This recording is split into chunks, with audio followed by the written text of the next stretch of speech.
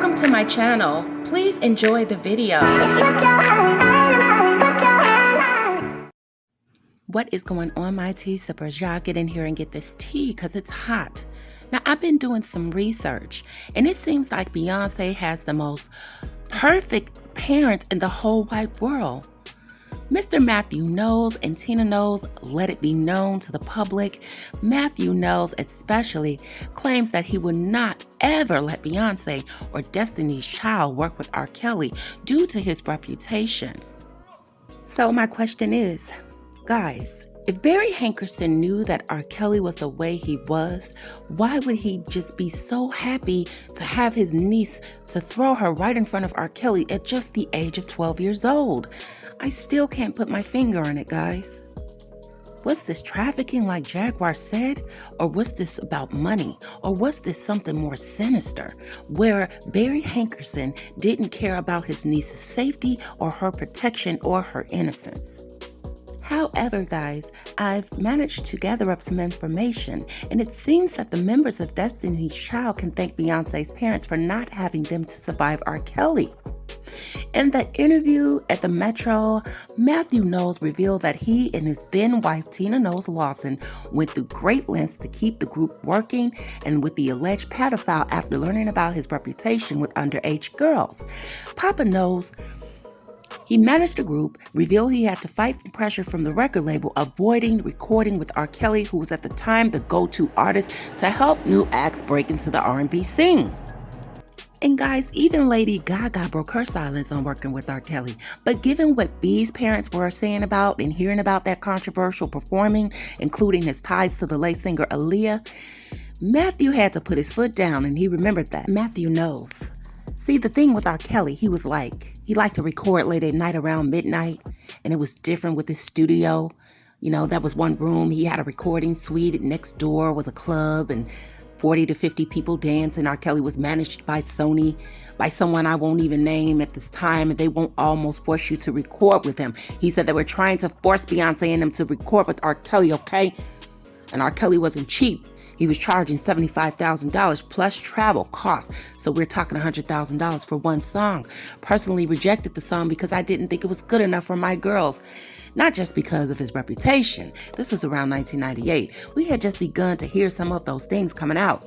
So Mathew says he felt that hiring R. Kelly was not only would be irresponsible on his behalf, but it could be dangerous since his daughter and her bandmates were only 15 and 16 at that time. So, you know, record labels kept on pressuring Mr. Knowles to, you know, let them girls work with R. Kelly, you know, because he writes those songs and they were emerging artists at that time, and this was going to be a really good way to help them break into the industry.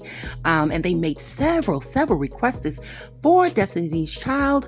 Mathew and Tina, they rejected all of them because they didn't want him anywhere near the band, which is why they are one of the few acts duets in the 90s without R. Kelly's song, okay, without any of his material. They said they were not going. Mathew didn't want it on any official Destiny's Child's album, so it didn't disappear. So my question, we go back over to the Clarys, and I'm going back over to the Savages. I'm not trying to attack anybody. I'm just trying to see how these people, let's just take for instance the Clarys. How did you let your daughter go with R. Kelly for 5 years? Okay, they had to know, just like Destiny's Child's mother, Tina Knowles and Mathew Knowles knew about R. Kelly's reputation. So I'm just trying to think, why did these parents trust their daughters, including Mrs. Savage, Jocelyn Savage? Why did they trust their daughters with R. Kelly? Okay, and these girls were 15 and 16 years old. Mathew Knowles said, hell no, I am not going. But it appears, guys, that Mathew Knowles has more to say about his experience with R. Kelly. So my question is, Mr. Mathew Knowles, if you didn't let Beyonce or Destiny's Child work with R. Kelly, what was your relationship with R. Kelly? What were you doing with R. Kelly? I can't understand that one, guys, okay? Drop it down in the comment section if that's not a red flag. Because he said, so he turned around and said that a source explained that while the label wanted to make R. Kelly's 2008 remix of her single, If I Were a Boy, an official remix, Beyonce didn't give it all a clear, so that never happened. But Mathew starts to say that he has more to say about his experience with R. Kelly. And that sticks out for me because I'm trying to see if you didn't have your daughter in the presence of R. Kelly and didn't allow them to work with him. Once again, Mr. Mathew Knowles, what was your experience with Mr. Kelly? You were hearing things about him and you went around him and had an experience with him? I'm just curious. Because see, y'all, this shit is some bullshit right here. That's why, I'm giving these parents all this praise. They saying what they wasn't gonna do. Baby, they turned around and did it due to further digging and making this video. Y'all, I like to keep my videos authentic, okay? I'm not going to put no front on for y'all because as each day go past and every upload, I get better and better. I try to get better and better and do things different to keep you guys interested, okay? So I like to keep everything. If I say a word wrong, I'm not going to go back and erase it and come back and do it again, okay? So, Beyonce's parents, in the beginning, what they were saying, some goddamn liars, that they refused to let their daughter and her bandmates work with Robert Sylvester Kelly. Baby, Beyonce's parents say now that they kept a close eye on Destiny's Child and escorted them to the toilet while working with R. Kelly. Baby, I am too done with y'all. But one thing's for sure, honey, I believe them.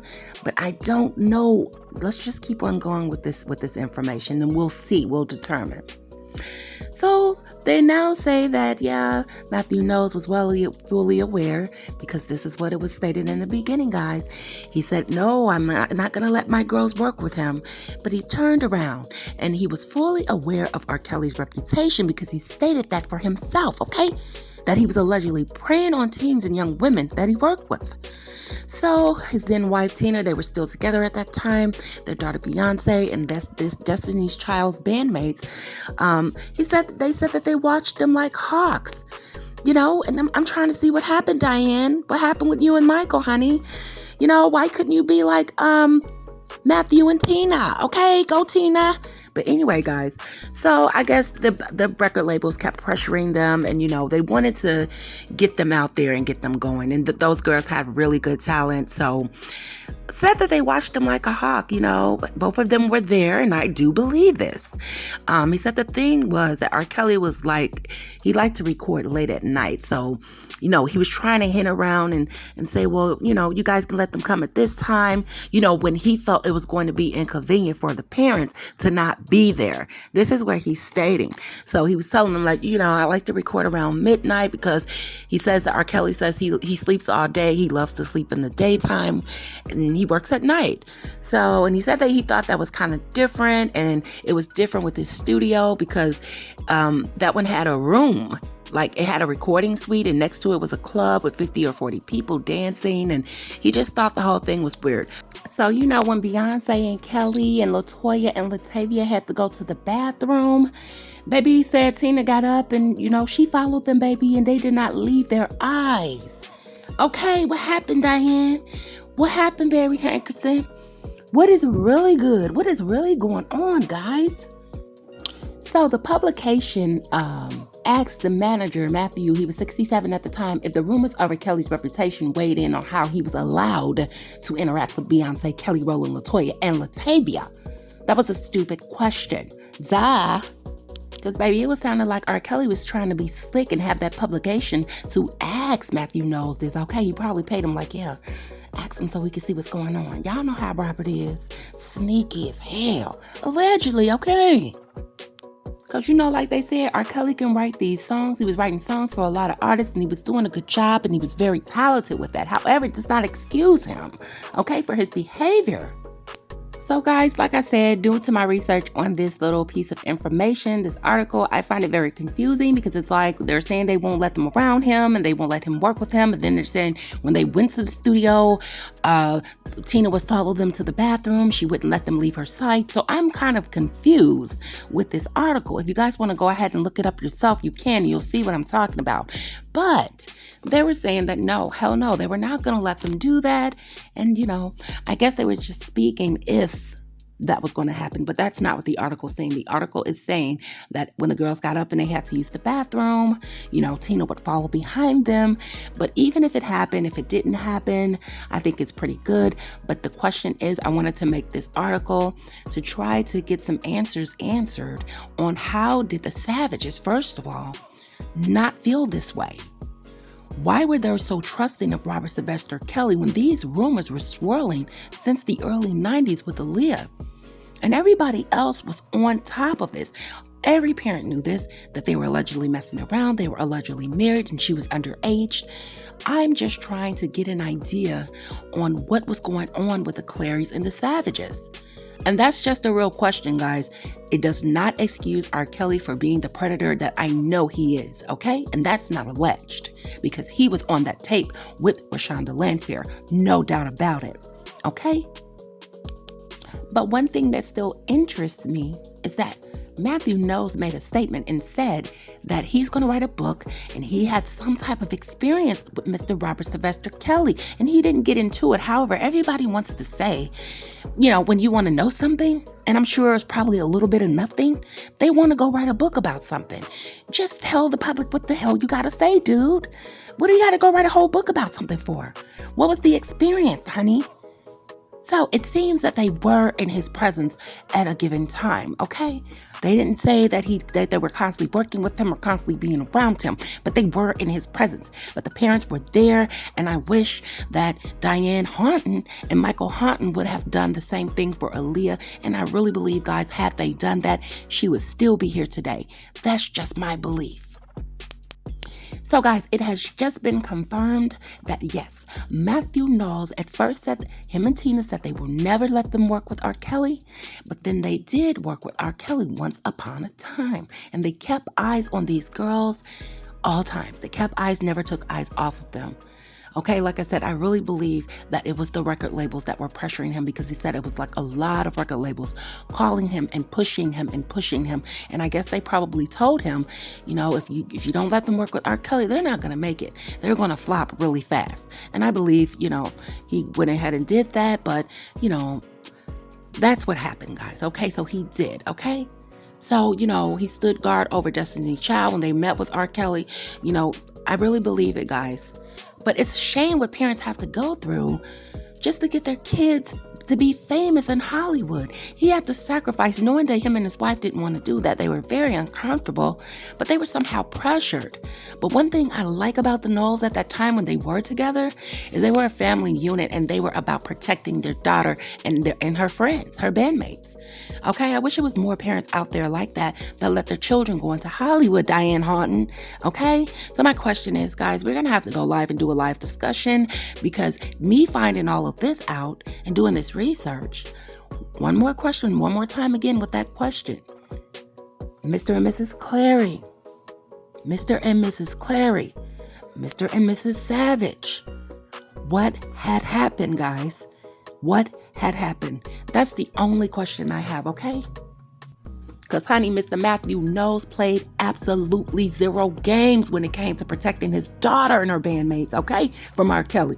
So, Mr. Clary, Mr. Savage, y'all got to tell me something. Hit a sister up. Email me. Do what you got to do, honey. I want to know. How did y'all let y'all daughter slip through R. Kelly's fingertips? Okay, how?